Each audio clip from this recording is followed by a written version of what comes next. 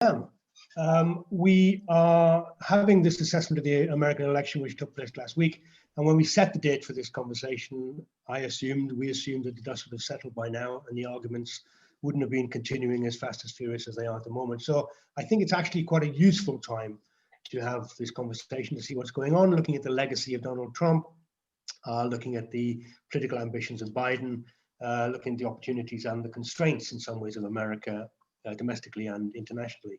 And I mean, a lot of commentators have been concerned that Trump hasn't left. He's still holed up in the White House, but that's because he's still the president until middle of January, so bear with us.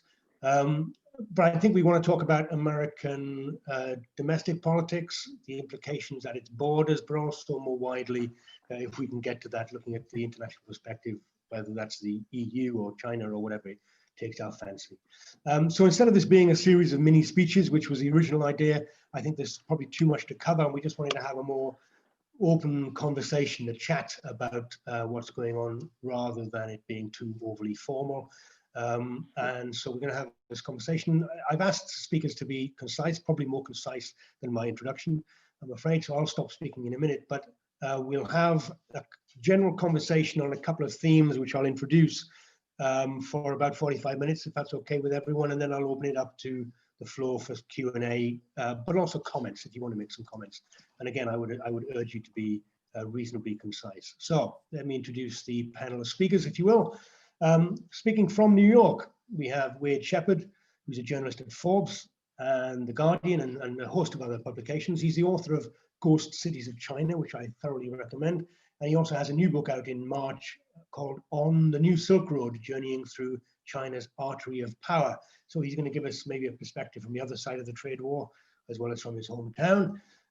We have Kathy Young, who's also from America at the moment, contributing editor at Reason, columnist for Newsday, associate editor at Arc Digital, and she's written for Washington Post, Wall Street Journal, etc., etc. She's also the author of Growing Up in Moscow, Memories of a Soviet Girlhood. So we won't talk about that in this Trumpite era. Then we have Mary Jutevsky, a columnist for the Independent newspaper, formerly being the correspondent to Moscow. No conspiracies here, please. Paris and Washington during the Iraq War. And she was a special correspondent in China. And the last time we spoke on a panel, we were discussing Trump's handshake with Kim Jong-un. At least Trump just called him Rocket Man, whereas Biden called him Adolf Hitler. So make of that what you will. By the way, just to say, the Korean Central News Agency called Biden a rabid dog that must be beaten to death. So, you know, business as usual, perhaps. Greg Scorso, next up, Dr. Greg Scorso, originally from California. He has a PhD in meta-ethics, which I looked up on Wikipedia, and it means the nature of moral judgments, although he can tell me that that isn't what it means. He's also the host of Art of Thinking, and chief editor of Culture on the Offensive, which is an online magazine, which is a new format of internet multimedia essays. Check it out. Last but not least, we have Dr. Kevin Yuill, historian and author of Richard Nixon and the Rise of Affirmative Action. I feel morally obliged at this point to say that he's from Canada. He's also the author of The Second Amendment and Gun Control, Freedom, Fear, and the American Constitution. So that's the panel, ladies and gentlemen. So my name is Austin Williams from the Future Cities Project. So let's kick off. I've just got a couple of opening questions to throw out to you, if you would. Anybody can pick up on it.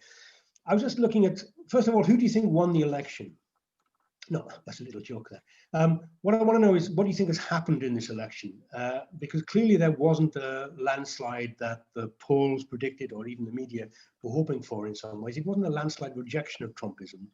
And I was reading Lionel Shriver, who described the campaign as "Make America Boring Again," the Biden campaign. So I was just wondering whether you think this is taking America back to the old Washington consensus days, as if Trump never happened, or whether you think there's something else represented by this election. Because 150 million people, and the biggest Democratic mandate in history, and Trump still comes a very close second. What actually is going on, do you think? Who wants to start with your views on this? I can start if you want. Please, Kathy, please. Yeah, I think in terms of the kind of the fantasy, and it is a fantasy of just wiping the slate clean and going back to, before this long national nightmare, a quote from Watergate, of course.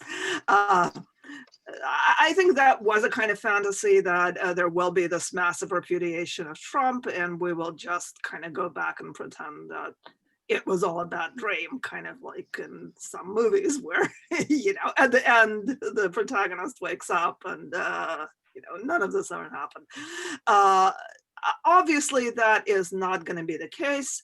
There was no landslide. I do think it's pretty clear that Biden won the election, but at one point on Tuesday, it really did look uncomfortably like a replay of 2016 when the polls showed Hillary Clinton far ahead, and then we all know how that turned out. So, I think obviously it's been close enough that in several states that were decisive, Trump actually does have the legal right to ask for a recount because it was that close. Obviously, it's not that close in terms of the popular vote, but that's a whole other kettle of fish. So what does this mean? And of course, also, it looks like the Republicans are going to keep the Senate, although by a very slim majority, and there are going to be 2 runoff elections in Georgia. So we're still actually not sure how that will turn out. And that is kind of crucial, obviously, to how the first Biden term will turn out and how much leeway he will have in pursuing his policies. In state legislatures, the Republicans actually made some inroads. So there really is no, blue wave as people predicted. Now, what does this mean? And of course, you have people kind of expressing shock that somebody who was as terrible as Trump wasn't defeated by a very huge margin, especially after COVID. America not really doing great in that regard. And of course, I think it's very, very difficult to analyze why people voted the way they did, because there are just so many different factors and so many different reasons. If you look at the polls, one of the dominant issues for Trump voters was the economy. And that's actually a very traditional, measurement of how people vote. Generally speaking, if an incumbent has a good economy, he's going to get reelected. So actually, the fact that Trump didn't get, apparently, reelected, despite, we still actually do have a fairly good economy, even with the pandemic. So, normally that would be, that would kind of clinch it for the incumbent. So I think, the fact that he nevertheless didn't get reelected does show that a lot of people have other concerns about, his moral stature, his behavior in office, and Right. so on and so forth. Look, But Kath, also, go on. You're going to okay. do also a big final push now. Yeah. If I can just add like one more word, I think that a lot of the, the lack of a blue wave, I think does have to do with the fact that people have concerns about the Democrats and that the Democrats going too far left. We've seen in the polls that law and order is a huge concern. I think the Republicans did somewhat successfully, I think, tie the Democrats to the often violent protests that happened over the summer. And I think that's an issue. I think that, that is a concern. That's a good start, Kath. We got follow-up. We've got plenty of time to kind of have this conversation. Yeah. So we can talk about this kind of identity politics and the racial issues as well. But again, anybody want to jump in here and give us their view on what's just happened, what it represents? I'll jump in if I can. Good man. I thought it was an enormously positive election, both in terms of the fact that it's the largest vote since 1900, which is absolutely fascinating that people are that concerned that they all went to the polls. And I thought that was a really, really good thing in terms of democracy. I think American democracy looks alive and well because of this election. I also thought it was interesting in the sense that it's so close. Whereas the last election, if you look back at the last election, it was very close, was the 2000 election. But then nobody really cared which candidate actually got in. They were so similar, the two candidates in 2000, that people did not care. Whereas now the United States is deeply divided. And, you know, you can look at that two ways. You can say, oh, this is going to, you know, divisions are going to go. I tend to look at it very positively. I think politics is back, which is absolutely fascinating and encouraging, in that politics has cut across many of these different issues that were coming up, and people assumed that people would vote for, or that would determine their votes, all of these identities and everything else that we've talked about. And but politics is back, and I think it's a very good thing. In terms of, you know, Trump is obviously, I'm sure we will all agree that Trump has lost this election. I think if we have that as a ground rule, maybe somebody will disagree, but I think we can acknowledge that that's happened. Trump's, or rather Biden's path is not going to be easy, particularly as Kathy said about the control of the Senate. And one interesting prospect we have is that, of course, the vice president is often can vote as the casting vote in the Senate. And it's very possible, although not that probable, because I think the Republicans will probably get in on Jan 5th, we'll see though. But that would mean Kamala Harris would have the casting vote in the Senate, which would make things very interesting. I think the prospects are that we're going to have very few sort of left-wing appointees. It'll be fascinating to see the cabinet. He's going to have trouble getting some of the cabinet through unless they are suitably, they're okay with Republicans. And that, I think, is going to carve out the direction for Biden. I think he's going to have to go very center ground with this. Okay, thank you. Mary. Yes, I wanted to give a view really from this side of the Atlantic, and I agree very much with what Kathy said as to whether we were, as it were, back in the old politics or looking at something new. And I think maybe one of the problems on this side of the Atlantic will be a general assumption that actually we are back in the old politics, and we're back in the familiar, we're back in with all the norms that we loved from before, a sort of civilized president, president much more in tune with Europe. But I'm not sure that that's how it's going to work out. And if you look at the UK specifically, then I think maybe the size of relief that you're hearing, maybe outside Downing Street, but in a lot of the British academic and political establishment, I think those could turn out to be disappointed. So what, are you suggesting that he represents an uncivilized voice, or are you suggesting that the conversation is moving on to something else? He represents two things. I think he can't, in a way, detach himself from some of the things that have happened during the 4 years of Trump. We're in a different sort of, we've got a different sort of American politics. I think that the preeminence of China as a rival, if not an adversary, is going to be very important. That is going to continue. Congress is incredibly hostile to China. It was hostile in China right through the 90s.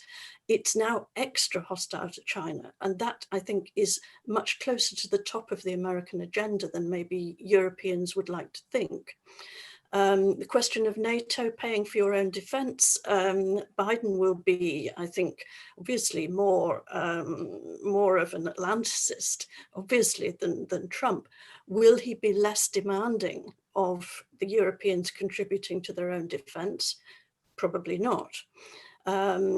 I think that the other difference maybe is that Biden will not only find himself to an extent having to take account of the Trump legacy, but also by his whole experience, huge, long experience, and his age.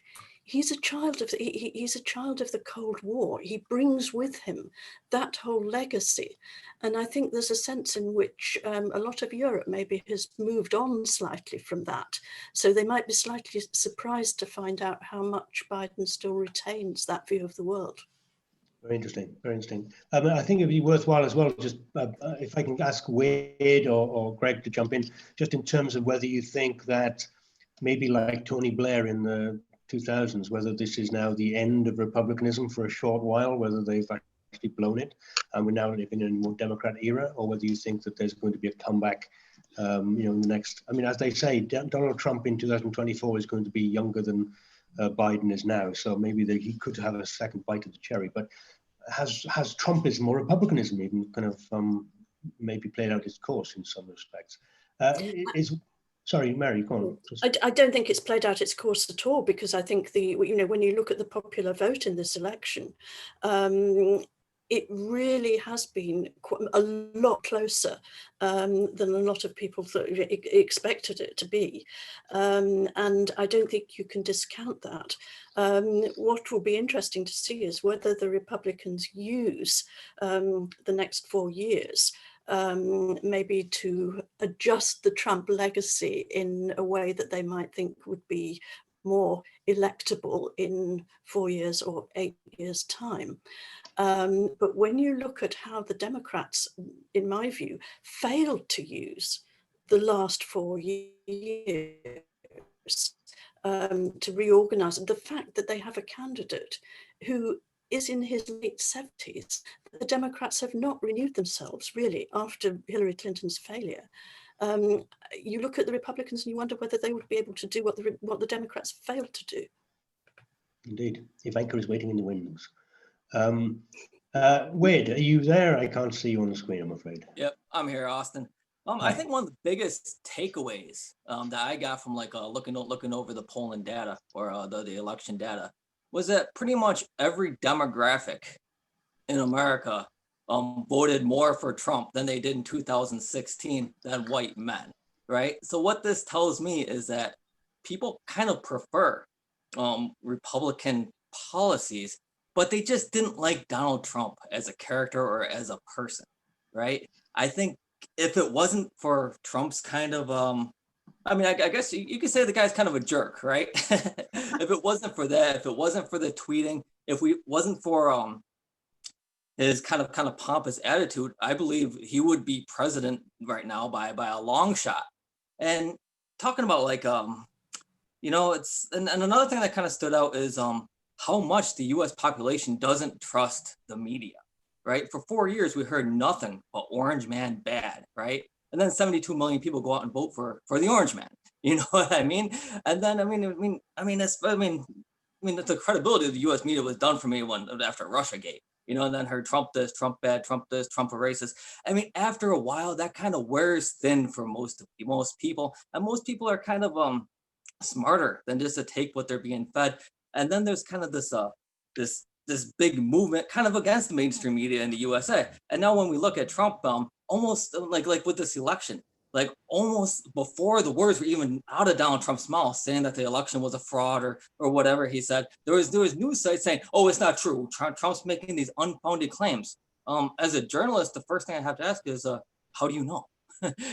Did you really look into this? Did you look over the irregularities? Because I know a lot of people who consume kind of Republican or kind of rightist or even centrist media, throughout this whole election process, they've been looking at undercover journalists, making videos of voter fraud, and a lot of these videos, a lot of these reports have been, vindicated by now these people are being arrested for doing it, right? And then there's some gross irregularities with some of the voter data, and which you can, that's a big another topic to talk about. But while I think Biden more than likely won, I don't think this thing is over yet. And you have to remind us, this is still 2020, and some pretty crazy things have already happened. We'll still be counting in 2021. No, I think your point about who is it, Anderson Cooper doing that thing where he compared him to a turtle upside down flailing in the sun, and then MSM mainstream media cutting away from Trump when he was doing his fraud speech. I thought that was quite shocking personally. I don't know what the other speakers think, but so that's worth discussing the media's role or the media class's position on all this. But also when you say about Trump being a jerk, in some ways, his pomposity and his attitude was what Trumpism was. Jimmy, he was that old unreconstructed figure, and that's what people were voting for. So Trump without the jerkishness might not have been Trump and might not have been votable for. So it's an interesting question as to what it is in that character or in that policy-driven entity, what people are actually voting for. Anyway. Can I interject here? Well, you can, Kath, but can I quickly have Greg in and then I'll come back to you if that's all right, yeah? Yeah. Mm-hmm. Okay, can you hear me? Yeah, sure. What I would say about this is I think it's being fundamentally framed in the wrong way. I don't think this is really a left versus right election or left versus right culture war. I think it's been turned into that by mainstream narrativization of it and the equation of Trump with sort of fascism and Hitler and things like that. But I think that this, both elections actually are a response to the population towards the fact that the forces governing people associated with the left, associated with liberals, have become increasingly and unusually extreme since about 2014 in terms of their views on globalism, their disdain for democracy, their extreme positions on identity politics, which are a rebranding of radical politics from the 60s and 70s for the internet age, their extreme positions on the environment, their extreme positions on big tech, which Democrats in 2008 were not taking. So these elections have been about what does the population do to fight against this? And unfortunately, what the population did was play into the narrative to some extent and allow this to be framed as a left versus right battle. So they got a figure who in many respects was challenging a lot of these extremist globalist ideas that are very new in the left, or at least they're new to be mainstream to the extent that they're mainstream. But unfortunately, he at least branded himself as someone who wanted to represent unheard of and stigmatized and marginalized conservatives who might be further to the right than a typical conservative. And he also branded himself as kind of a bolshy jerk. And those two things alienated a lot of people who might otherwise want to join a populist movement which fights against this extreme form of anti-democratic globalism, identity politics, and environmentalism. Because in the last 6 years, since I've been writing essays about this, I've met people all over the political spectrum, socialists, communists, anarchists, libertarians, right-wing people, centrists, who all feel deeply ambivalent about the fact that they want to be against the globalists, they want to be against the Democrats, but they don't know how much they can hold their nose to be on side with Trump as the opposition. And I think if you had a political opposition to these things, which are extreme and dangerous, probably the most dangerous and extreme forms of mainstream politics I've seen in my lifetime, because they're the closest politics that I've seen to the totalitarian politics of the mid and early 20th century.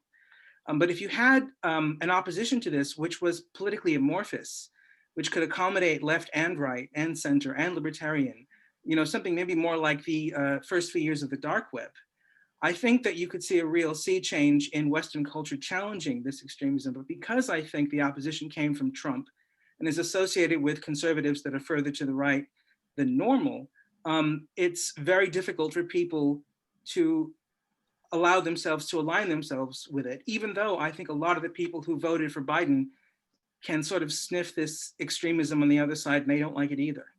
Okay, thank you very much. You meet a Californian academic when they say narrativization, but I'm getting up to speed with this language. So look, I know that Kathy wanted to say something, but also just in terms of taking this further on, because I think that left-right conversation is very interesting. Obviously, there's also, like Wade brought out, there's also a black-white conversation or a BAME or whatever we want to call it, Latino, Latina, Latinx conversation, as well as there's a racial element, and actually Biden did say if you have a problem figuring out whether you're for me or Trump, you ain't black. He was making this very much a kind of a clear racial divide. It didn't pay off in some respects, even though there was still a majority voting for Biden. There was an increase of people from black and ethnic minorities voting for Trump. So there's an interesting kind of something weird going on here. So I don't know whether it's necessarily straightforward left and right. But anyway, Kath, do you want to come back in and? Yeah, sure. Well, there is Wade and Greg have, thrown out so many interesting things to comment on that I'm not even sure I know where to start. I think in terms of the media and the sort of the rejection of the media, this actually isn't anything new. I mean, the conservatives and Republicans have been kind of waging war and, seeing themselves as beleaguered by the liberal media since the 1970s, I think, when, Richard Nixon was brought down by two journalists from the Washington Post. And I think, it's kind of interesting to imagine how that would have played out if conservative media at the time had the kind of influence that they do now. But of course, that's a hypothetical. So really the conservative complaints about the liberal media were very prominent in the 80s. And of course, we have seen increasingly the rise of alternative conservative media in terms of talk radio, and more recently in terms of course, the internet. First it was blogs, now it's all sorts of other things. So we really do have a new media landscape. And I would say that in terms of, trust in the media, I think it's not so much a rejection of the kind of mainstream media as it is a very polarized landscape, because we really have extremely low trust in mainstream media among conservatives, well, self-identified conservatives. I know all these terms are kind of relative. And then we have, the liberals, Democrats, who mostly have a fairly high level of confidence in the media. Although, you have a lot of people on the left who have been attacking the mainstream media for being insufficiently, harsh toward Trump, because the New York Times was getting hammered online by people who were saying, well, why don't you just openly say that he's lying? Because that seemed to be the big push. You can't just say, he said this and that, which is inaccurate. You have to have a headline that says Trump lies. So, I think the media is a really complicated thing. Real quick, in terms of Trumpism, I think, again, the interesting thing is that people have voted for Trump for so many different reasons that it's really very hard to make any kind of generalization about, what it is that the population, supported. Like, for instance, one of the key issues that really, was dominant from the start in Trump's campaign was a pretty harsh stance toward immigration, not only curbing illegal immigration and, deporting illegal immigrants, but also, kind of curbing and, cutting down on legal immigration, skewing it toward, countries that are more economically and educationally successful, taking in fewer. There was that infamous incident where he said, during a meeting in the Oval Office, why do we have to take in all those people from shithole countries, referring to Haiti and other countries that, just happen to be predominantly non-white. So I think, it's not just this total, politically correct fiction when people say, oh, I think he's racist. At the very least, I think he's certainly done a lot of kind of white identity politics, and I think that's a fair observation. But real quick, if you look at where the population is in terms of opinion, you will actually find that in the Trump years, there has been a substantial shift in the population toward a more pro-immigration viewpoint. I mean, I think it's actually been significant. I think the number of people who say that, or the percentage of Americans who now say that large-scale immigration is good for the country, has actually gone up to like 75% or something. So, I mean, from that point of view, I would kind of want Trump to be around if he stands for something that I disagree with, because, he's a pretty good recruiter for, the other point of view, opposite to the one that he represents. So that's kind of interesting. But there are all sorts of other reasons that people may have voted for him. So, Oh, thank you. Whenever somebody says I'm going to make a quick point, you just know I'm sorry. That isn't going to be the case. No, don't worry. No, I'm interested in this kind of racial issue, because obviously that's what's kind of been burning the streets for the last 12 months or so, hasn't it? Since kind of George Floyd and before, there's been this kind of mass uprising, or however you want to express it, whether you call them riots or protests or whatever it might be. And that division in society, I understand completely that there are some people who, some Mexicans who voted very strongly with Trump because they don't want to see illegals taking their already tenuous jobs, while at the same time there is very clearly a kind of a racial divide emerging and being fostered in some respects, whether by Trump or whether by alt-right versus Antifa. And I think that that's something which is worth exploring, even though we can't say all black people do this or all white people do that. You know, we have to have some conception as to what it is which is fracturing the society. Because if Biden is now talking about kind of building bridges and stopping the alienation within society, and yet we have this kind of racially divided, fragmented society, then how do we go about that? I'm not asking that rhetorically to you, Kathy. I'm just throwing it out there. But Mary has a hand up, so I'll come to Mary quickly. Yes, I just wanted to make a couple of points about the media, because of course we all love talking about the media. One of them, I think there's a huge point to be made about how effective Trump was as a communicator, of doing his own communications. He was spectacularly good at making a direct connection with people, whether they liked him, whether they hated him. They knew what he'd said. Even if he changed his mind the next day, they could still quote him verbatim. He was a spectacular communicator, and I'm not sure that anybody really is going to be able to go back on that. You can watch how it's changed the media landscape in the UK, for instance, and I think to an extent in thing is that I don't really think that the American media, and I apologize to Americans, that they handled Trump really very well. I think that I've done a little piece for the Spectator blog today, contrasting the British and the American media and looking a little bit at how the Americans treated Trump. And I think there was a huge problem there, because the attitudes of American media towards the institution of the presidency, the sort of deference that they have towards that, on the other hand, the disapproval and almost hatred of large sections of the American media towards Trump. And I don't think they really handle that well in terms of reporting him. I think that British media, maybe because we don't take ourselves and institutions so seriously, maybe because the media is so politicized, more so at least in the press than it is in the US, I think we would have handled it with less seriousness and maybe a bit more effectively. Thanks. There's one point being raised in the chat room, which is saying that left-right distinction is less helpful than elitism versus populism. I just wondered whether Greg wants to come back on that, and then I'll come on to Whit. Okay, can I comment on that? Of course, of course.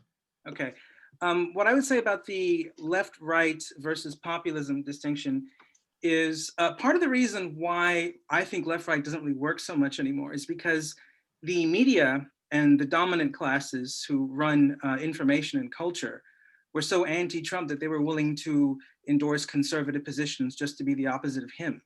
So endorsing the deep state, endorsing the CIA, being in favor of things that they would have never been in favor of 10 years ago, like censorship of various sorts, all these different ways, and being in favor of neoconservative foreign policy when it came to Russia.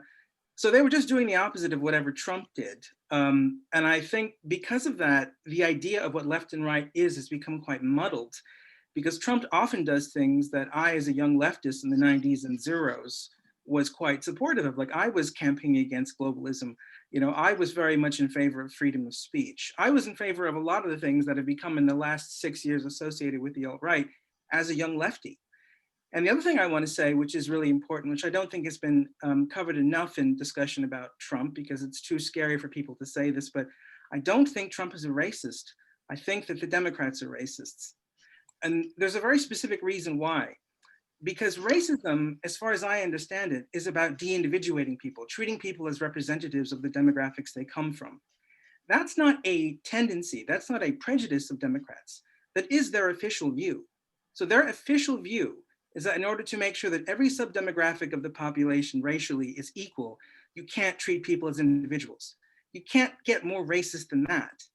The comments that Trump makes, which are incendiary because they violate the conditions of what liberal people think you shouldn't say if you want to demonstrate to the world that you're not racist. But if you actually look at the content of what he says, I don't think any of it's racist. I think a lot of it's wrong, but I don't think it's racist. Racism is about de-individuation of people, treating people as reducible in some way to the color of their skin, which Trump, for the most part, has never done. Thank you for that. Can I I think that's respond to very, yeah, it's very, personally, I agree with that, but I'm just a chair, so what do I know? Is that Kath's shouting out? Yeah, I just want to Sure. respond. I mean, I certainly agree that, I mean, I have been very, very critical of the sort of democratic liberal identity politics. I certainly agree that, you know, it is, I would agree, a form of racism, however, you know, well-intentioned it may be. I would say, you know, I don't really know if Trump is personally racist. I haven't been inside his head. You know, his lawyer, by the way, who obviously has a, you know, who went to jail because of, you know, all of the scandals. So he may have a kind of grudge against Trump, but he claims, for instance, in his memoir that, you know, Trump was absolutely like livid when Obama got elected and repeatedly said things like, well, obviously he's going to run the country into the ground because look at any country that's run by a black person, they're all toilets or something, or they're all in the toilet. And, you know, honestly, knowing what we know about Trump, you know, does that really sound that, you know, implausible to anyone? I mean, I can certainly see him saying it. I think he has attacked people in terms that, you know, I don't know if he's generalized about groups, but he has certainly attacked people in terms that specifically like target their identity. Like, you know, I may not be a great fan of Ilhan Omar and you know, the squad, you know, these progressive congresswomen, but he has specifically said, you know, about these 4 non-white congresswomen, all but one of whom, by the way, were born in the United States, you know, why are they telling us how to run our country? Why don't they go back to the crime infested, you know, places that they came from and fix those? I mean, I'm sorry, but that is, I think that is a racist attack. And I mean, you can say that, yeah, well, he's just. I don't want to shout down somebody who's talking about racism and fighting racism, but I have to stop you, Kath, because Mary has a hand up, but I also want to make sure I get Kevin and Wade's comments on this as well. Mary, can you just hang fire 1 second if I get Kevin and Wade to comment? Okay, me first? Yeah, please. Yeah. One of the interesting, I mean, to me, this is a very, very new situation. I think I disagree with Kathy. I think it is different than it was in the past. If you look at the patterns of the elections up until now, I think this is a real break from what has gone before. And that's what seems striking about it. Like, for instance, if you look at racial voting, you look at Trump has had a bigger percentage of the black vote than anybody since 1960, which I think is remarkable. It's a very, very interesting development. So I think it's not politics as usual. In some ways, Trump was the flag bearer for, you know, an anti-establishment movement. And that's what makes the future period so interesting, is because, you know, who's going to replace him? I mean, I can't think of any of the other Republican candidates who are in the least bit flag carriers for that kind of anti-establishment view. One last thing just on Mary, I agree with the media, the distance of the media from the United States, in the United States, between the people and the media. And in fact, there's been some really frightening developments for me in that the media shut down Donald Trump speaking, which I thought was really a sort of jaw-dropping development. You had Trump being banned, the President of the United States of America being banned from certain social media messages and all of this. And I agree with you there, although I would point out, Mary, that the media in this country around Brexit was not really any closer to what people were actually thinking. Very good point. Wade, are you there? I can't see you, so I'll bring you in, Yeah, and then Mary.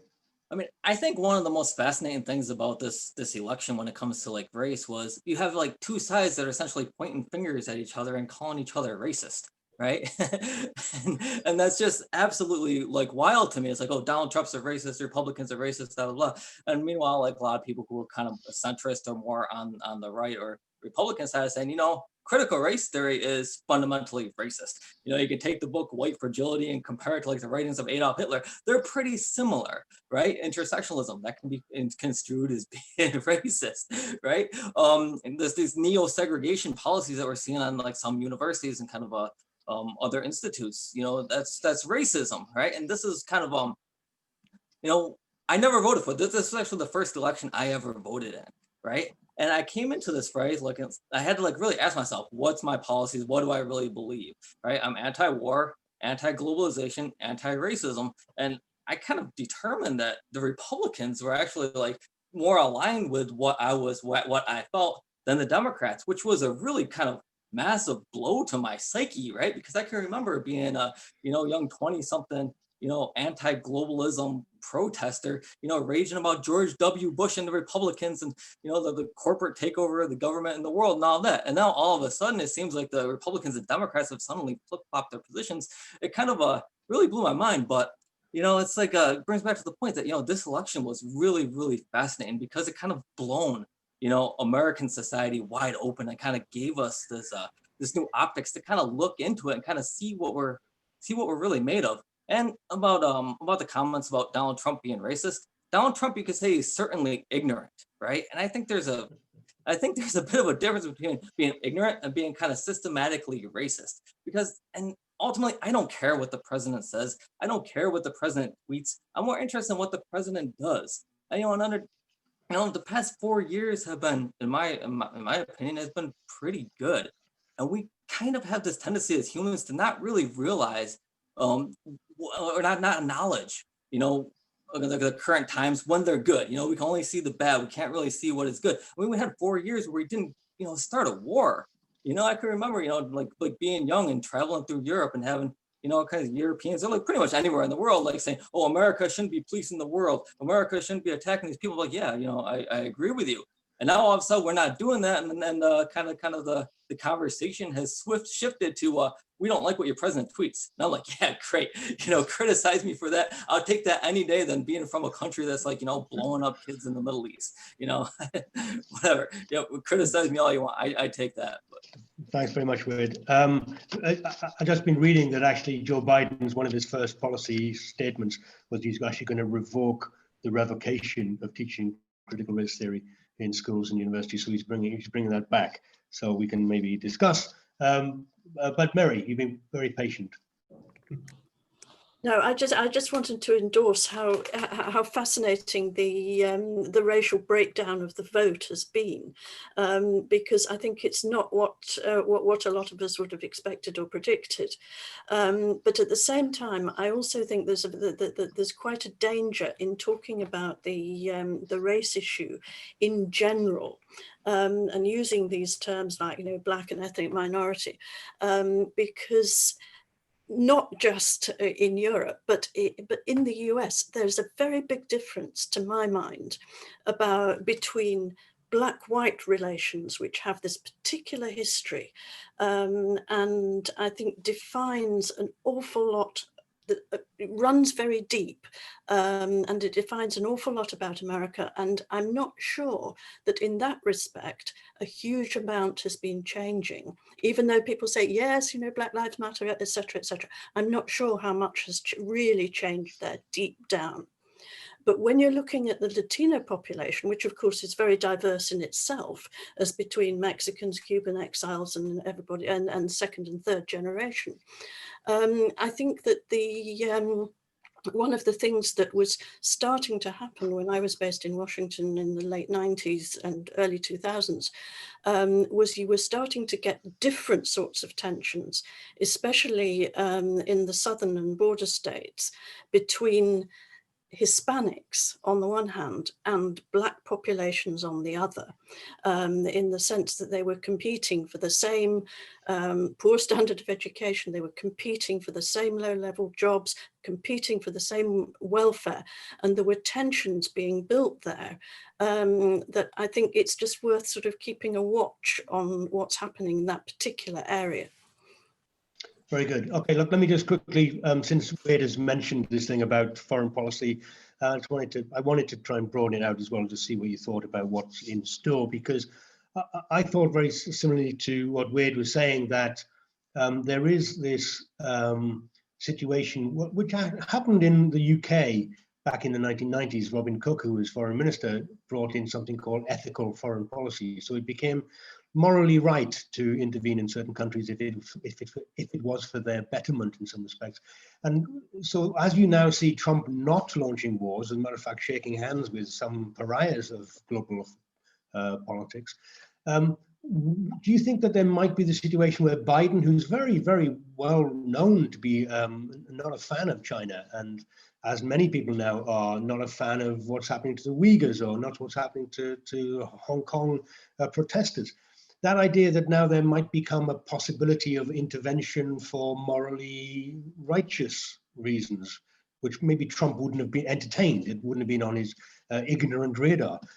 So do you think that there might be a shift in that? Because also you're now seeing as well Biden talking about the European Union as being this kind of more globalist agenda that he would rather be integrated into, the World Trade Organization, the World Health Organization, the Paris Accords, all of these things he's now re-signing up to on a globalist perspective. And whether you feel that's an interventionist perspective or just merely being much more integrated into the world politics. You know, is it a positive or a negative thing, do you think?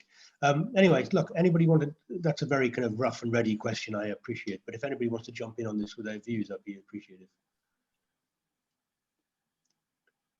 Must have been a really terrible question. Who wants to have a go? I'll do it.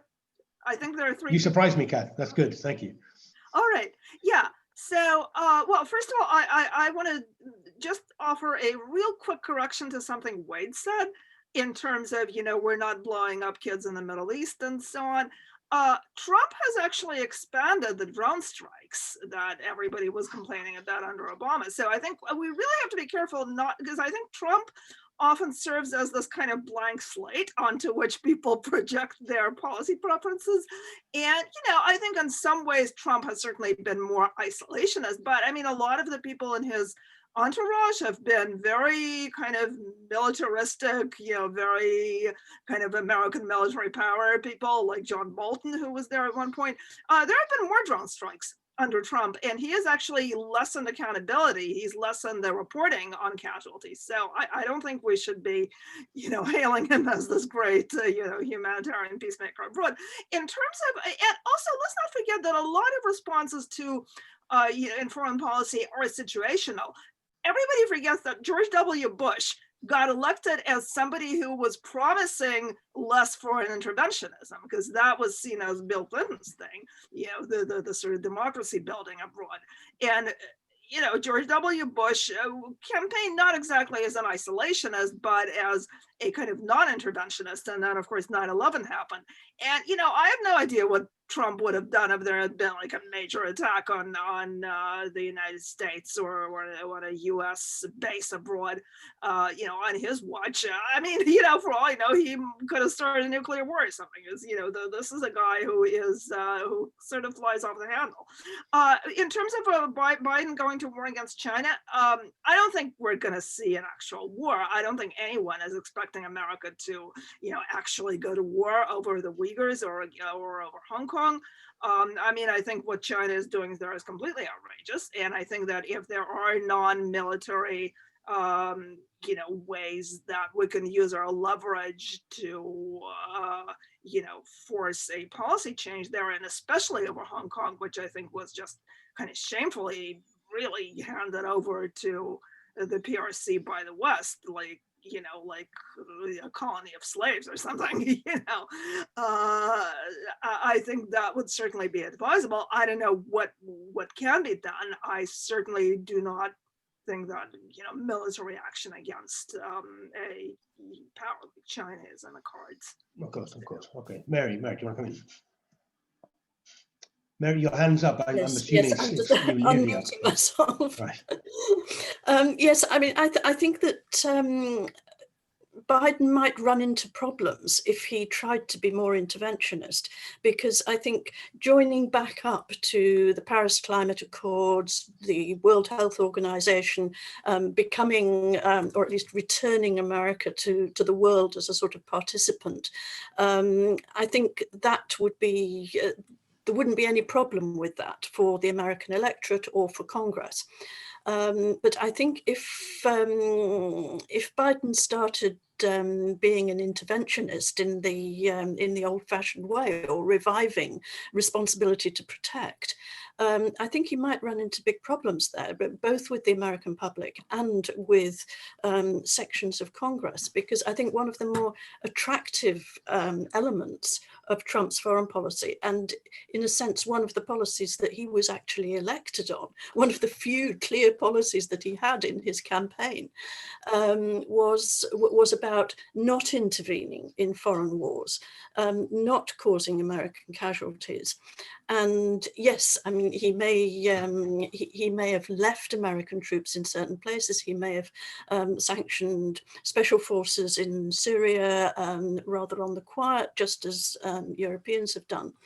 But I think the non-intervention, that the idea that you don't get involved in wars that are not your wars, that's actually quite a popular policy, and probably not just in the United States. Okay, Kevin, please. Yeah, anybody who is wondering what Biden's going to do should go back and read a foreign affairs article he wrote earlier this year, which what struck me was the anti-Russianism of it. He's entirely anti-Russian and very, very hostile to anything to do with Putin. I think that will be a change that will happen. And but he also warned about China. He sounded very, very bellicose in his article. Did Biden. Whether he'll get away with it is another thing. But what we can say about Trump is that he's a disruptor. He's a businessman. So he's forever trying to do deals. And this in foreign policy sort of reined back some of the harm he might have done. And in fact, you know, there were no major wars that occurred. People are writing in the comments of this incident and that incident, but people thought that there was going to be World War III at the beginning when Trump was elected in 2016. That hasn't happened. And I think everybody should read this article, because it shocked me. He talked about the kleptocracy of Putin's Russia, and was making very, very bellicose noises and saying what we need is a return back. I think somebody talked about how he was a real child of the Cold War. And I think that's what I read in this article as well, is that he's almost trying to relaunch the Cold War, which is the most worrying aspect of what he might be like. Okay, so we got Greg and Wade, and then I'll come out to questions from people. So if you want to start raising your hands, I'd be grateful to you. Greg, if you'd like. Yeah. I want to respond to something interesting that so far hasn't been commented upon, which is Trump did have hawkish people in his war cabinet, but he also had people disagreeing with him. He had people fighting it out in debates that he would watch and then make decisions on the basis of. And that's something I actually think is the one quality of a good leader, because what it seems like he's done is he's gotten both perspectives to try and come up with something nuanced in terms of foreign policy that will at least have the effect of not creating further US interventions. So that seems like it's actually a positive strategy. Also, what he did do effectively throughout much of his administration was make threats that had an impact, and then he pulled back from the threats. So he was very good psychologically at sort of maneuvering the foreign policy chess pieces the way that he wanted to. And I just want to make one more comment responding to something Kathy said earlier about the shitholes racism comment, if possible. If you say that somebody who comes from Africa shouldn't have a right to tell America what to do if they're a politician because their country is a shithole, that sounds racist. But the reason it sounds racist is because it's about Africa. Imagine an American politician working in China to try and legalize porn. And then imagine Chinese people saying, why should we listen to this American? Americans are sexually decadent. Would Americans take offense at that and consider it racist? Probably not.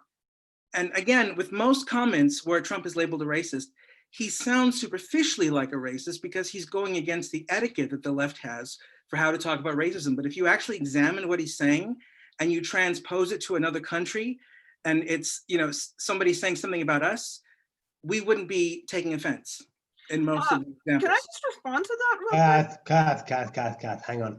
I'll take Wade. I can see you're morally outraged, Kath. But bear with us. Bear with us. Let me bring Wade in, and then we'll open the conversation out. Okay, I'll move back to a little bit about what you were talking, Austin, about the situation with China and Xinjiang and the culture side. Well, culture side seems to be a bit of a tame word to use, but somewhere between a culture side and a genocide that's happening in Xinjiang right now, and what Biden would do about it. Interestingly, and this kind of well, it's really fascinating to me because I've kind of been covering the story for like years, right? And like, I just couldn't like comprehend how, like, you know, countries in like Europe and whatever, how this wasn't being seen as like a major global issue, right? And it really wasn't until Trump and his advisors and, you know, his administration started really pointing out that that's kind of started the kind of this global movement kind of in support of Xinjiang and kind of against China. Now, granted, I don't believe that this is 100% a humanitarian thing on the side of Trump, because it went along with his you know, trade war policies and kind of everything else is his position on China. But now we kind of have this kind of movement, this global consciousness about what is happening in Xinjiang, and there's like real momentum on it. And you know, kind of and with Biden, if America does kind of go back to kind of more of a internationalist and not as internal looking kind of a presidential administration, I believe that's probably the best way to handle an issue such as this, because clearly America can't do it on its own, and America can't, you know, have any real impact, you know, acting unilaterally on this. For anything to kind of come of anything positive kind of come of the Xinjiang issue is going to take, you know, a coalition of, you know, basically the entire world against China. And probably the best way to do this would be in the realm of economics rather than war, because I don't think a war with China will produce anything positive. Okay. Right. Good. Look, I won't come back to Kathy, I'm afraid. Let me just go out to the questions, and then I'm sure you'll be able to fit it back into responses to them, Kathy. That's okay. Okay. Look, we have some questions. I've got. If I go through them in order, what I'll do is I'll take. There's 4 hands at the moment. I'm sure there's more people with questions out there. If I take all of these 4. And then come back to the panel, and you don't answer all of the questions, for God's sake, otherwise we'd be here all night. So just pick the bones out of it, the thing that interests you most. So Johny Morris. Hi there. I'll put my finger on so you can all see me. Yeah, I was reading White Trash by Nancy Eisenberg, and interestingly, she's kind of catalogues the unspoken class nature of American politics, whereas in a continuity of elite, every so often punctuated by an outsider like Jackson or whoever it was, or even Lincoln, of course, who was a mud eater. So doesn't Trump fit into that sort of narrative that he was the outsider? He was the person who was doing things the wrong way. Now, okay, he was a barnstorming crazy man, but that part was, I think, was a big part of the antagonism, because as you say, if you actually look at his history, he didn't drop any atomic bombs on people. You know, he didn't get people into Vietnam wars. He didn't go and invade Afghanistan. He didn't. When you look at what he's done, and a lot of his policies, like, you know, the China deal, trade and things, and so on, those aren't unpopular policies within the normal, you know, gamut of American politics.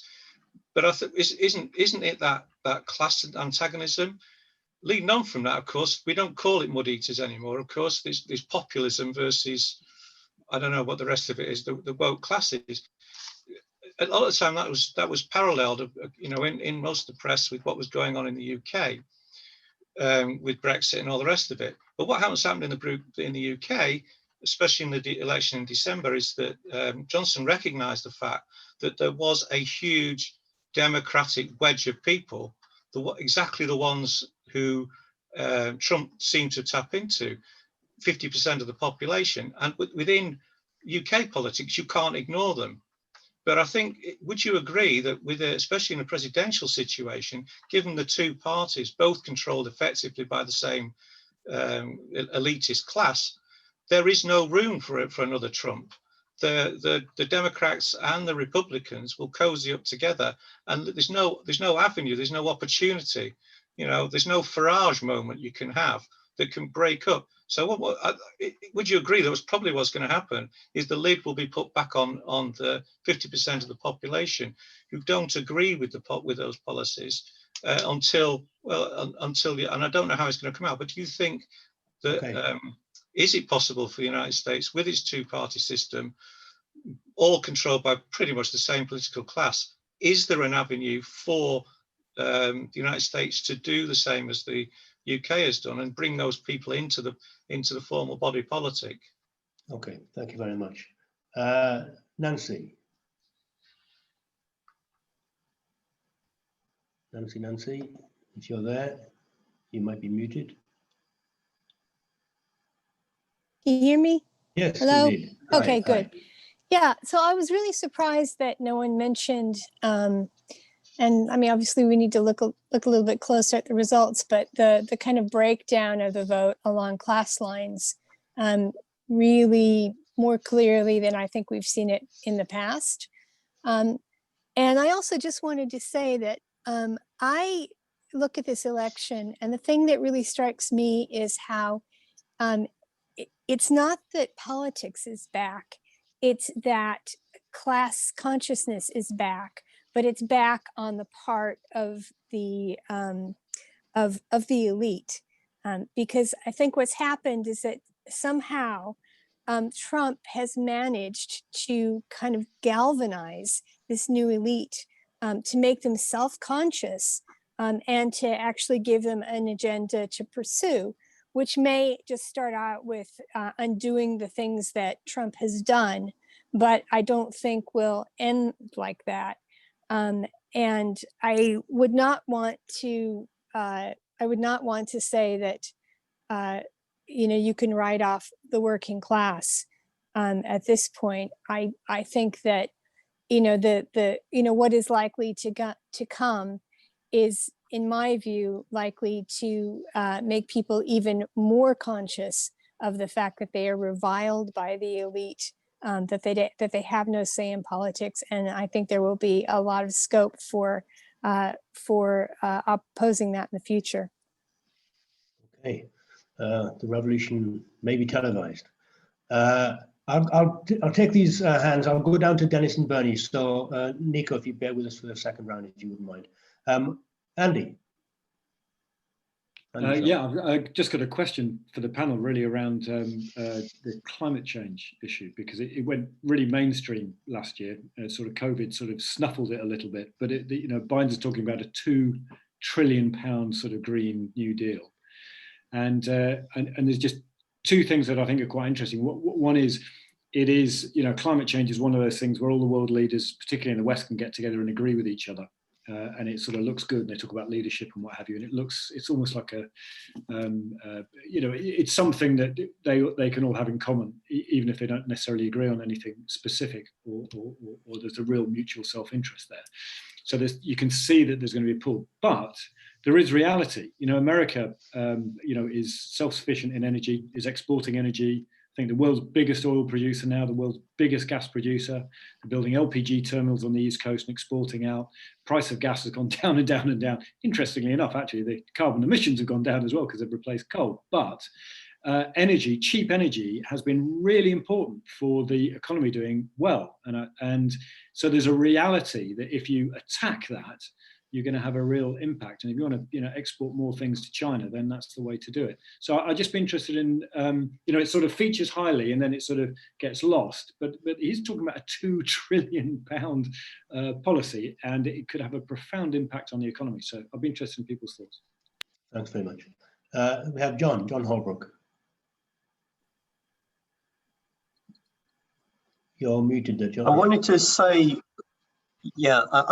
something about this notion of Trump being divisive, because I think that's rather to misunderstand the situation, because surely the real problem here is that American society is divided. I mean, it's divided politically, economically, socially, culturally. I mean, whichever way you look at it, there are major cleavages in American society. And the way I'd understand the situation is to say, well, it's been like this for many years. What Trump has done is given a voice to the majority, to the forgotten people, the people who for so long now have been told that they mustn't speak, they should be silenced, because if they speak, they're deplorable and they're racist and sexist and all the rest of it. And it doesn't really matter if their jobs get exported around the world either. You know, Trump has really recognized that there are major forces at work in Western society, not just America, but also here, as I think we know. And he's been able to channel those forces, and he's done it very effectively. Clearly, that's caused a backlash, which is part of the reason why he's lost the election. But I do think what he has exposed is it's not just that I don't think he was divisive or particularly a problem. I think he's given expression to these underlying forces, and that's caused a lot of discomfort for those people who like to straddle the cleavages. And I think a lot of so-called conservatives have really been exposed now because they've been seen as not being on the right side, if you like, of what is essentially a two-horse race. You know, you're either with Trump or you're against him. And I think that's one of the issues that people have struggled to come to terms with. A lot of these people who say they don't like the fact that Trump was divisive, what they really mean is that they don't want to take sides. And they don't like the fact that they're almost being forced to either side with Trump or be against him. So, you know, Trump has given a voice to the right side, I would say. And that cleavage and that force will continue to exist in American society, just like it continued to exist in our society. And I think that's the way to understand how the future looks. Thank you very much. Dennis, please. Yeah, can you hear me? Yeah. Yes, indeed. Yeah. I mean, a few statistics in relation to Trump.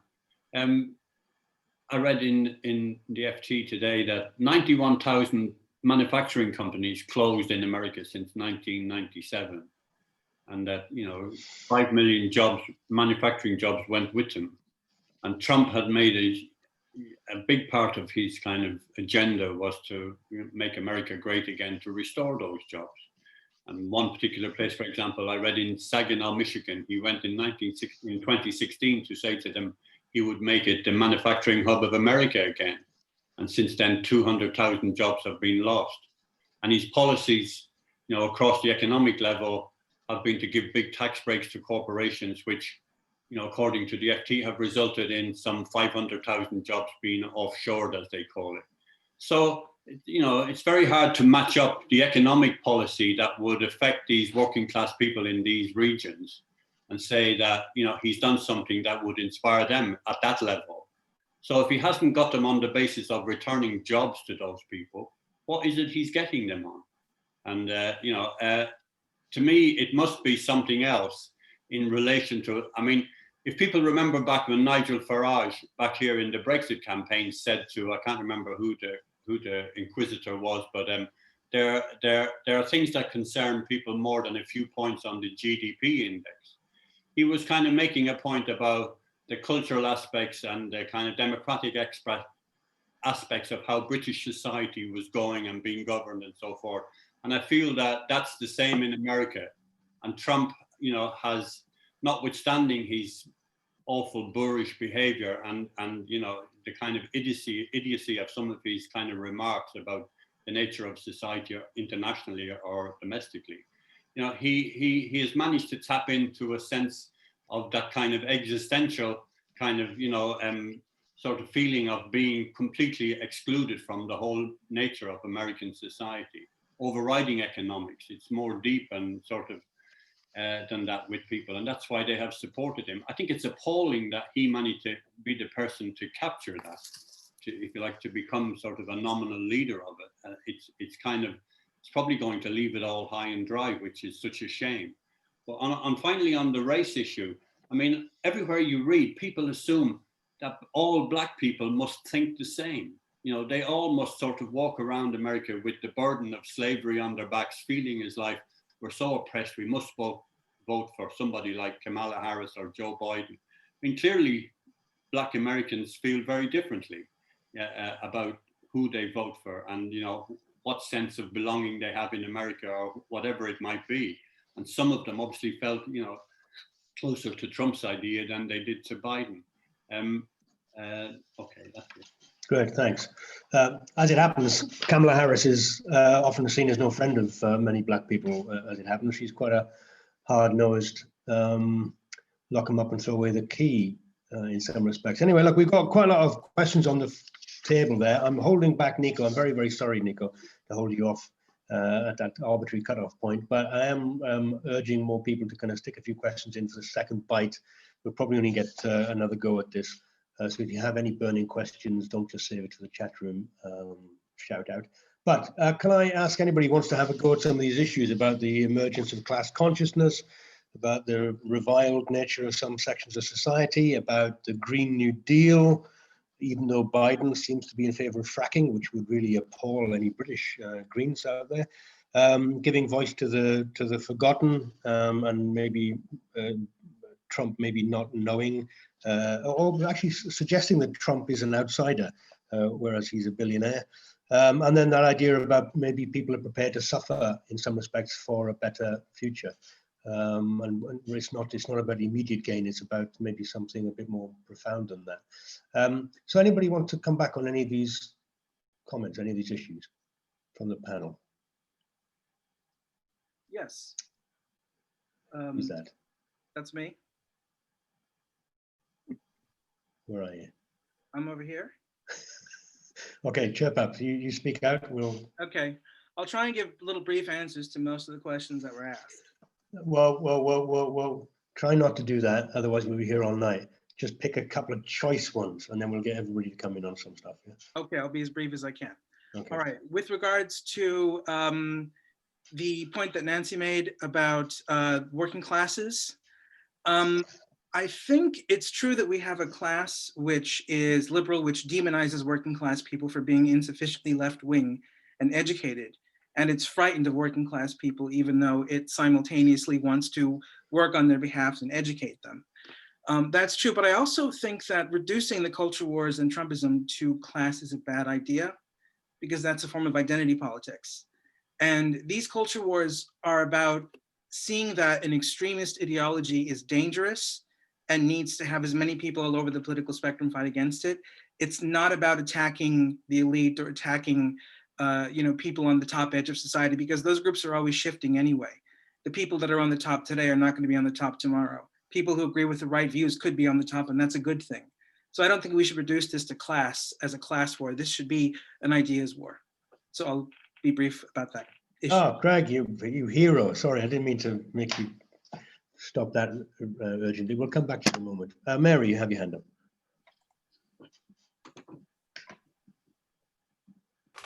I'd just like to say one thing about climate change and one thing about social divisions.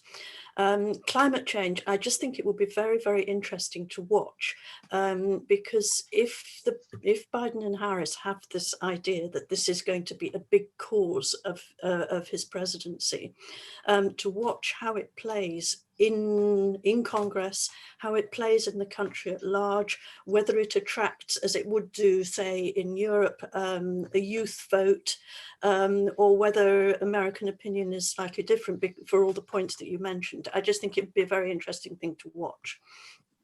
On social divisions and the way people vote, I just wonder sometimes whether we tend to exaggerate how divided America is at the moment, seeing it as something unique.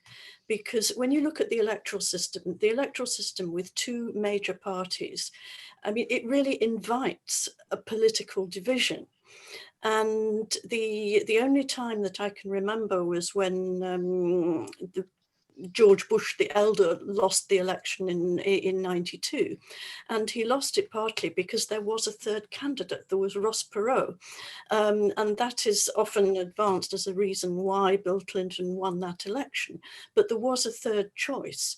Now, pretty much since then, there hasn't been a third choice. That you've had a straight two-party system, and so that makes it look maybe more divided than it actually is.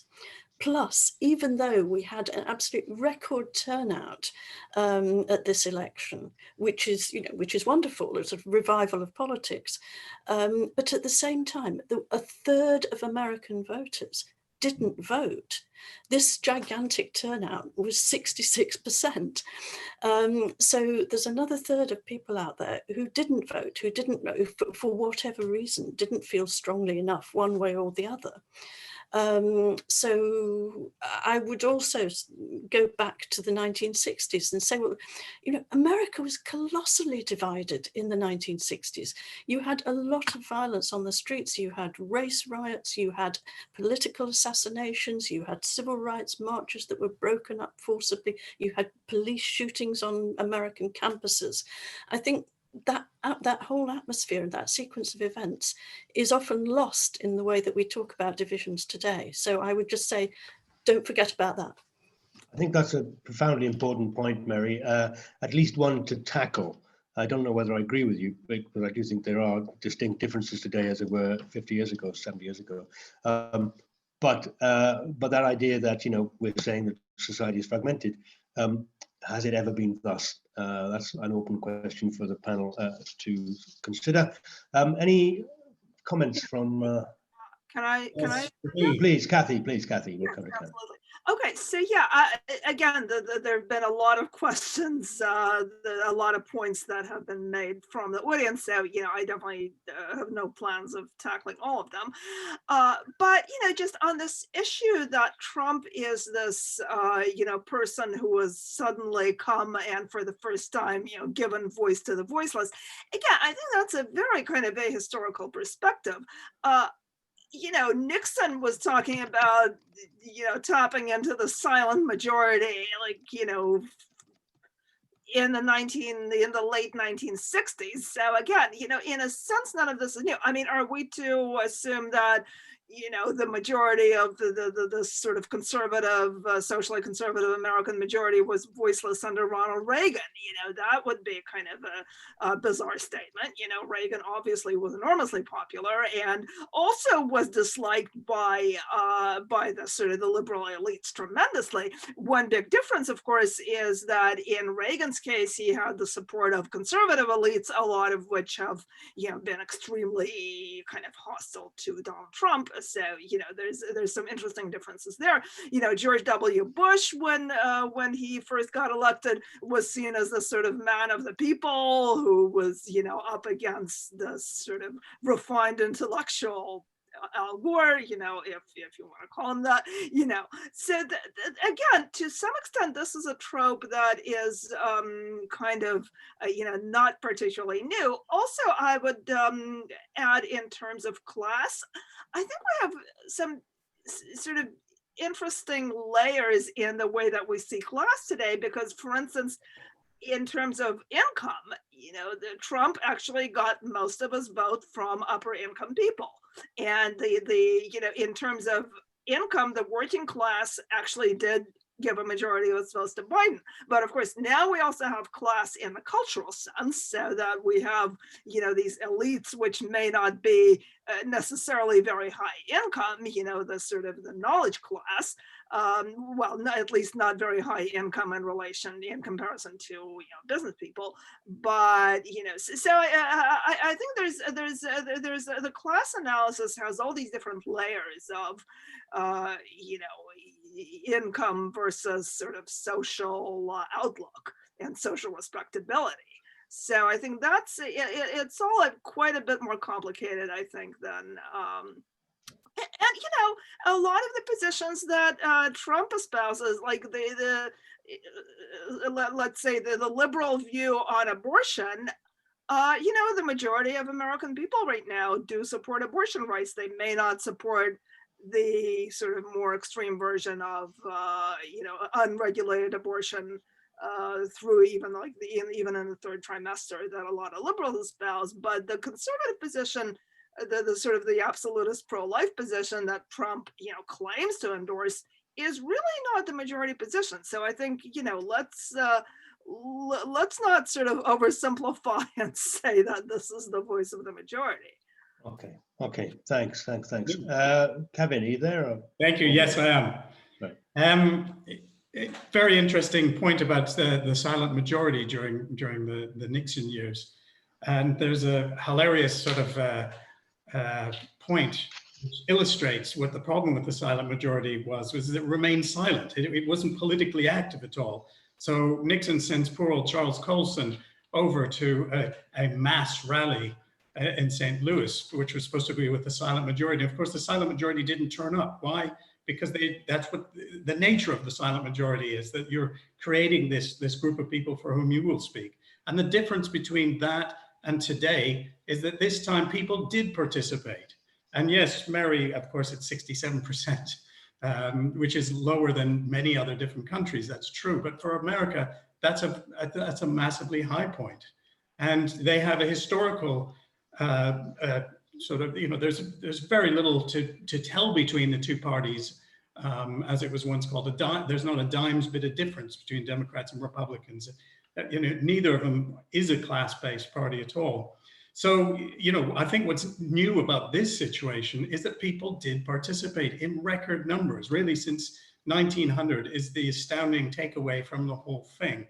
I'm not sure this is a class thing. I think it's a sort of anti-technocracy thing, which I think is very, very positive. I'd like to think it will turn into a class thing. We'll see. But yeah, I think that's the key thing. Just on the very first question that nobody's touched on, I think that's the key to understanding this, is that we need, if the Republicans are going to come up with anybody who's going to have a chance in the next election, they will have to go some way towards the populist, this sort of populist streak that's going through politics that was behind Trump. And I think if they try and go towards the center, towards the safe center ground, they won't get anywhere. Okay, thanks. Wade, do you want to come in? Yeah, I mean, during 2016, the whole Trump outsider rhetoric, I didn't really buy it, right? I thought he'd come in and kind of fall into line and basically do what they told him, whoever they may be. And that proved not to be the case, right? And that kind of shown a lot of people that, yeah, you can have these individuals come in and kind of do things more and more their way within the U.S. government. And it's not this monolith of, Republicans and Democrats, that things can be disrupted.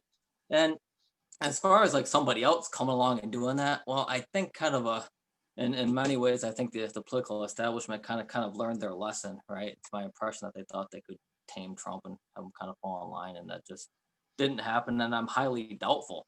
Although I think that kind of shows that there is this hunger in the United States for these kind of politicians who, at least you get the impression that they're really saying what they think, right? Now, whether they are or not is anybody's guess, but these kind of more imperfect characters that you can kind of relate to. And, and I'm not so sure if this kind of Trump-like politician is something that's going to be like, tossed into the dustbins of American history, or if this is kind of a new way going forward. It's my impression that the traditional political institution is going to try to make sure there's never a Donald Trump again. But I think a lot of people in the country, on both sides, really kind of hunger for these types of politicians that they can relate to on more of a base level.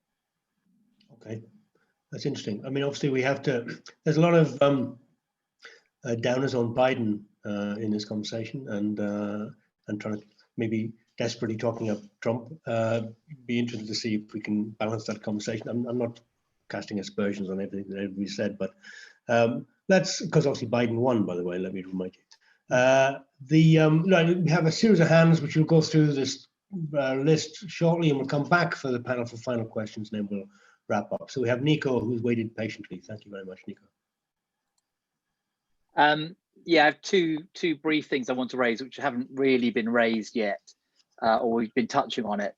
And the first one is about the makeup of the US electorate and the elites, and how that's changed. And I just picked up in the chat that Nancy McDermott was talking about the way that we now have a elite based on education, not on wealth. And as many people have, I've been following Thomas Frank's commentary on the elections and more broadly. And he talks about, in conversation with Brendan O'Neill, the managerial white-collar professional class elites, which is a bit the same thing as Nancy's talking about, becoming much more powerful and shifting dramatically into the Democratic Party. So I'm interested in people's analysis of how the makeup of the kind of influence in each of the two parties has changed. And the second thing is I'm interested in the Biden attempt to try and calm down the debate. And in his post-election speeches, and in fact, in every speech he made in the last few days, he talks about it being time to put away harsh rhetoric and lower the temperature, listen to each other and treat opponents not as enemies, which I'm certainly in favor of at one level. But some people have argued that, well, in fact, the Democrats have been as bad as the Republicans in treating each other in a harsh rhetorical way, and obviously have harassed Trump for the last 4 years.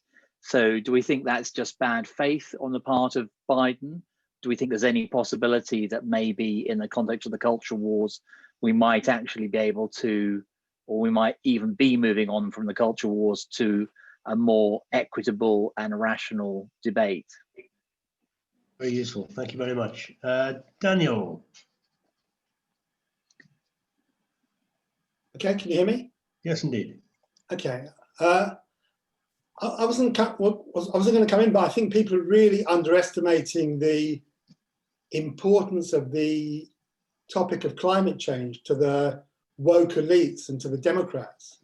It's not just about energy policy. I mean, energy policy is very important, but it's about far more than that, because to me, the whole question of climate change has now become a central element of anti-populism. So, for example, if you want to promote the idea of experts over the supposedly ignorant public, then what better subject than climate change, which is a very scientifically complicated topic, to say yes, we need to have experts to have a key say in decision making. Or if you want to attack a national perspective and put forward a multilateral perspective, then again, climate change is the perfect vehicle to do that, because you can say, well, climate change is a global issue, it affects the whole world. Therefore, all of this kind of old school nationalism just won't do. We need a multilateral perspective. It also gives the woke elites a real sense of purpose.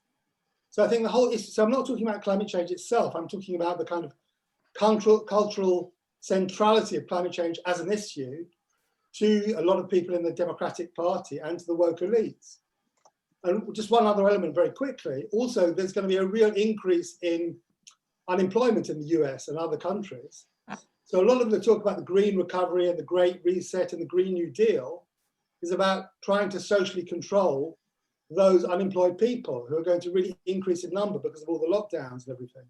So I think people are really underestimating this as an issue and how important it is to the elites. I'm going to be talking about it a lot more in 2 weeks' time at an Academy of Ideas economy forum, so I'll leave it there. Good plug, good plug. We have Rick Moore, please. Hi, good evening. I was just going back to sort of the comments that I think Mary made on turnout for the election. I think sort of over the last few years, we've seen in the UK and in the States, politics. Andy, mute please. Politics being engaged with a lot more, which is really good to see. I do wonder, though, if part of why the turnout wasn't even higher is perhaps due to the two main candidates. I mean, Trump's kind of Marmite, it seems. People either, on the whole, either love him or they hate him. But the guy's got no filter, and sometimes that's good because you know exactly what he's thinking. Other times he comes out with some frankly ludicrous statements. And then on the flip side, you've got Biden.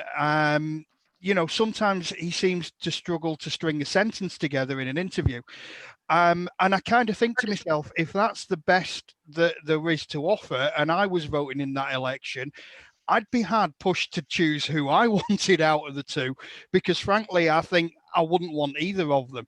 And I wonder if maybe the Democrats had come along with a modern day JFK, if perhaps that election would have gone completely a different way. Maybe that's the answer to the conundrum of 1/3 voting Biden, 1/3 voting Trump, and 1/3 not voting. Okay, we have Jan for the final question. Jan, are you there? Jan, this is a big finish. Can you hear me? Ah, there you are.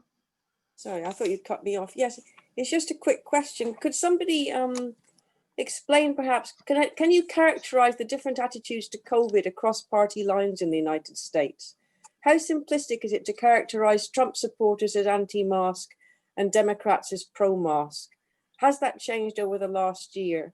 And the Barrington Declaration, it's been completely slammed here and buried. Has it had any, I can't read my own writing, has it had any more impact in the US than it has here? Thanks very much. Well, Biden has just put on his website that every American would be wearing a mask when they go outside from January. So we'll see how that kind of flies with the Trumpite vision, maybe, of land of the free and refusing to wear them. So we'll see whether that creates a divide within society or actually ameliorates it. We'll see. But anyway, back to the panel. Any thoughts? There's a lot of questions there floating around. Some very good, incisive observations as well. Anybody want to come back? This is the final roundup. Who's that? Greg. Yeah, let's go for Greg. Let's go for Greg. Okay, I just wanted to say some stuff quickly about climate change, since that was asked. I think the way that the climate change discussion is an example of globalist extremism, because the way that the issues are framed in mass media make rational discussion about them impossible. So for instance, the Paris climate change as framed as an example of the world is going to end in 10 years or 12 years because some scientist has made this apocalyptic prediction. Are you with the world or are you against the world and doing something about it? And if you're critical of the Paris climate change agreement, people think, oh, you're against doing something about it. When actually, as far as I can tell, the majority of the critics of the Paris climate deal think that there are more effective, quicker ways of lowering CO2 emissions that have to do with investing in green technology, not doing the kind of globalist project that Paris climate is. Also, I think that the way that climate change is discussed has a very negative impact on science, because what it does is it stigmatizes the minority of scientific opinion. And the minority of scientific opinion is really, really important, because the majority and minority are supposed to dialogue with each other in order for science to change and evolve. Every scientific theory which is now held by the majority of experts was once a minority position. And what climate change hysteria does is it stigmatizes minority scientists because it doesn't want the public siding with them. That's really dangerous. And also what it does is it avoids discussion about the environmental impacts of environmentalism. That is, it avoids the discussion about how many climate change proposals have a tendency to create more poverty, which creates more energy poverty and indoor pollution and things that are actually counterproductive for environmentalist aims. So I'm not against environmentalism, but I think that the globalist version of environmentalism is a form of extremism which prohibits rational discussion about how to do it effectively. That's an entire new debate we should organize, Greg. Thank you very much for that. Anybody else come back on this or other issues that have been raised? Right. Well, if I can just quickly come back to Trump versus Biden, I think one mistake that people may be making here is to assume that everyone who voted for Trump is like the super enthusiastic Trump supporter. I mean, Trump did have a higher measure of enthusiasm for him than Biden did. I think something like, about 55% of Trump voters in pre-election polls said that they felt enthusiastic, were very enthusiastic about voting for him, about, specifically their candidate as opposed to being against the other guy. And only 35% of Biden voters said that they felt very enthusiastic about him. On the other hand, about half of Trump voters were basically voting for him because from their point of view, there wasn't anyone better to vote for. And I certainly know personally, and I mean, I know a number of Trump voters, and almost every Trump voter I know, and maybe they're not very typical, preface their, expression of support for Trump with, well, of course I don't like him, and I wish he wasn't such a jerk, but, this is why I think the Democratic Party is bad. And I think, again, I think we do need to come back to the fact that, as has been mentioned, the Democratic Party is perceived as being sort of out of step with the American people on a number of issues. I think the whole, defund the police thing did, as a number of Democrats are saying, caused a lot of harm to to the Democrats' electoral performance. So I think that's something to think about. But again, so that's I just want to make that point that it's it's too simplistic to see this as just the people think Trump is great, not necessarily. True. Kevin, you're on camera. Yeah, just very first to bring something back to a historical point about the participation in the election. If we go back to the 1900 and we see what happened then, this was just really after, in 1896, you had the Democratic Party incorporating the working class after it had somewhat lost it during the 1892 election with the Populist Party growing up at that stage. And that's what makes it kind of interesting, is that in some ways, you have the Populist Party in 1892 and it fades out and everybody's incorporated, the working class is incorporated into the Democratic Party. And, is that ending now? I don't know, to be absolutely honest. I'm not absolutely certain, but I find it fascinating that that's the last measurement of when participation was as high as 120 years ago, when the working class was being incorporated. I mean, I like to think of this, and maybe this is slightly wishful thinking, as an anti-technocratic election, that there's a rejection of technocracy in big ways. And I was surprised at how I thought, what's the sort of attack? Everybody said, oh, look at Trump. He's the only thing that's holding him back is COVID. And yet that doesn't seem to have been a big factor in this election. There's certainly not as big a factor as everybody thought it was.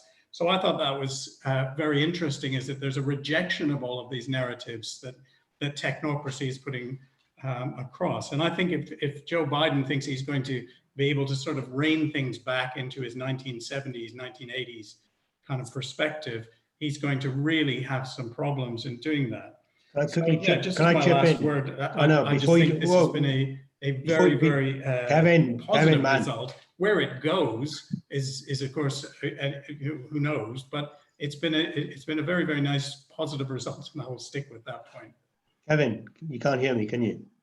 I can. Okay, I was just chipping in because I just felt you had to explain what you mean by technocracy. Right. I mean, rule by experts rather than by politicians. So, rule by, I don't know, a climate change expert rather than actually a democratic result. So I do think that's my short explanation. It's not adequate, but okay, that'll do. Thank you very much. Before I come to Whit, I'll have Mary. Mary has your hand up there. There were 2 points that I wanted to comment on. One of them was on how far Biden would be able to calm down the debate, because I remember listening to him when he was giving his victory speech, and he had some wonderful line going through all sort of oppositions, and then saying, we're not enemies, we're Americans. And I remember thinking then, well, good luck to you with that, because the whole problem basically is that there are Americans who have all their own views and their own beliefs and their own backgrounds, and whether it's class or whether it's technocrats or whatever. I just think that that's going to be maybe more difficult than it sounded in his speech. The other thing I wanted to comment on was the politicization of the pandemic and the COVID and the mask wearing, because that's something that seems to be almost unique to the United States. It's certainly here. There are dissenters, and there are people who are fans of the Great Barrington Declaration, and to an extent, I am too. But it doesn't seem to have lined up on those political lines that it has done in the United States. And, I remember people commenting on the views of people lining up to vote and saying, you can tell which way they're going to vote according to whether they're wearing a mask or not. And I don't think you would be able to do that here. But I'd also like just to throw something into the mix, which has been doing the rounds on social media for some of today, which I think is a very, very interesting question, which is, what would there have been an effect on the election had the announcement about the vaccine been made 2 weeks ago? And I don't know what the effect would have been, but I would not be at all surprised if it had actually tipped the vote in Trump's direction.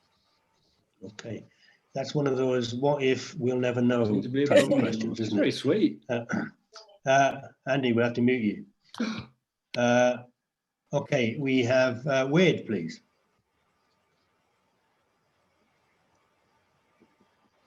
You probably have the final word, mate. You probably have the final word. Big finish. All right.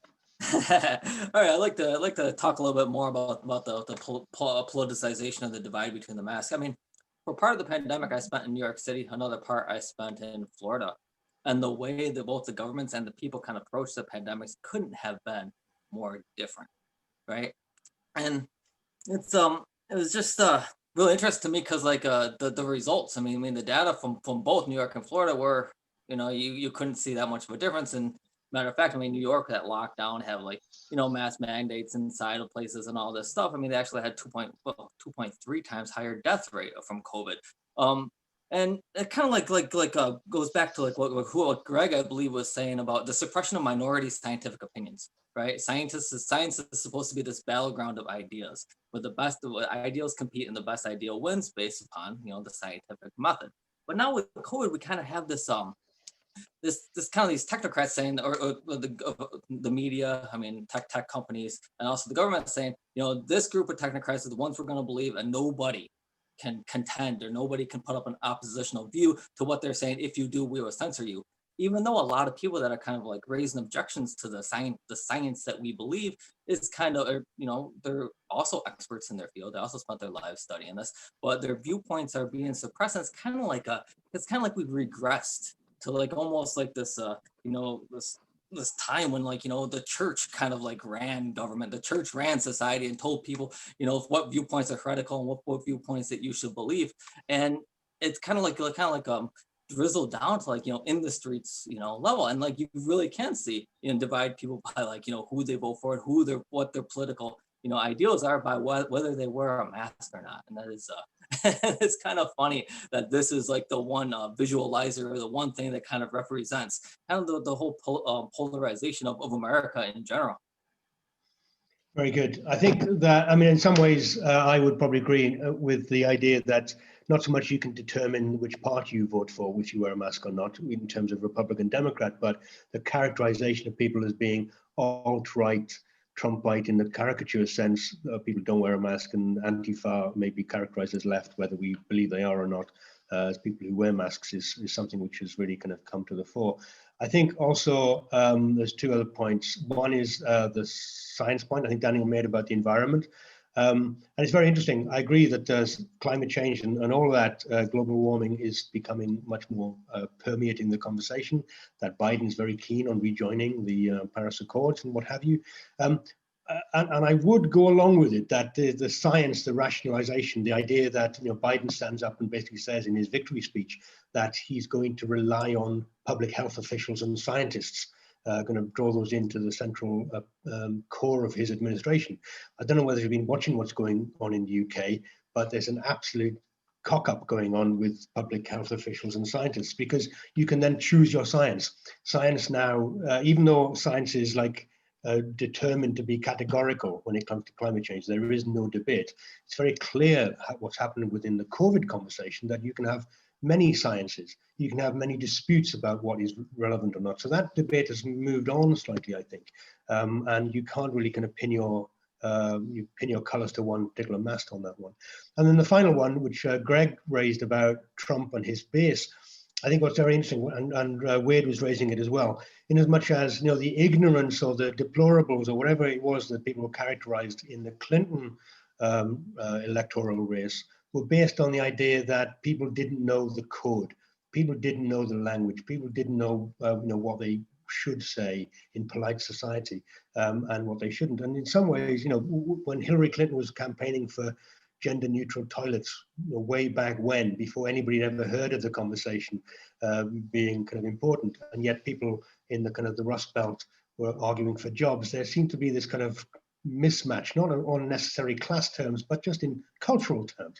But 5 years is a long time in politics, and in some ways, everybody's now using that language. Everybody's kind of bought into it. So it's moved on, and maybe Trump hadn't moved on sufficiently, he now sounded even more like yesterday's man with his kind of intemperate kind of language. So I think there's a lot there which has been raised. I'm afraid that was my little rant at the end. I thought I'd better say something.